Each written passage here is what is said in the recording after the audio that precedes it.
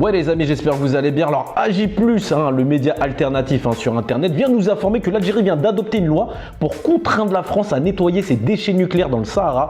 60 ans plus tard, les effets des explosions considérées comme des crimes nucléaires par l'Algérie continuent d'empoisonner les populations et l'écosystème local. Alors je suis parti sur le net pour savoir si en fait c'est vrai cette histoire de loi. Je suis tombé sur un article du Figaro et là, beaucoup de contradictions. Alors comme dans le gouvernement français, même la presse n'arrive pas à se mettre d'accord. Alors déchets nucléaires, quel est l'impact des essais français sur la pollution des sables du Sahara? On est bien le 31 janvier, il est 20 h.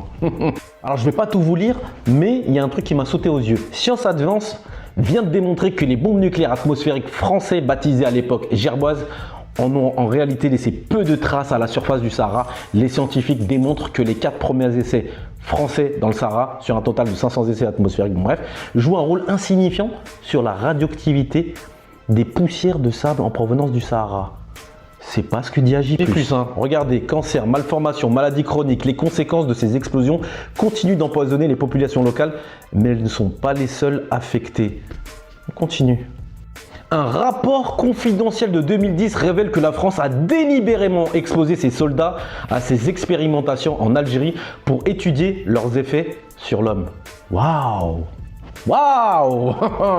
Entre 60 et 1996, 150 000 soldats et personnels civils français, surnommés aujourd'hui les irradiés de la République, ont été exposés à ces essais, d'abord en Algérie, puis en Polynésie. Regardez sa tête. C'est un truc de fou. Waouh! Waouh! Et regardez la dernière, bien que la loi Morin de 2010 prévoit une indemnisation, seul un Algérien a été dédommagé en plus de 10 ans, faute de reconnaissance et de prise en charge. Ça, c'est les environs d'Ergan. Ouais. Et pourtant, Abdelmajid Tebboune, notre Raïs, a parlé là-dessus.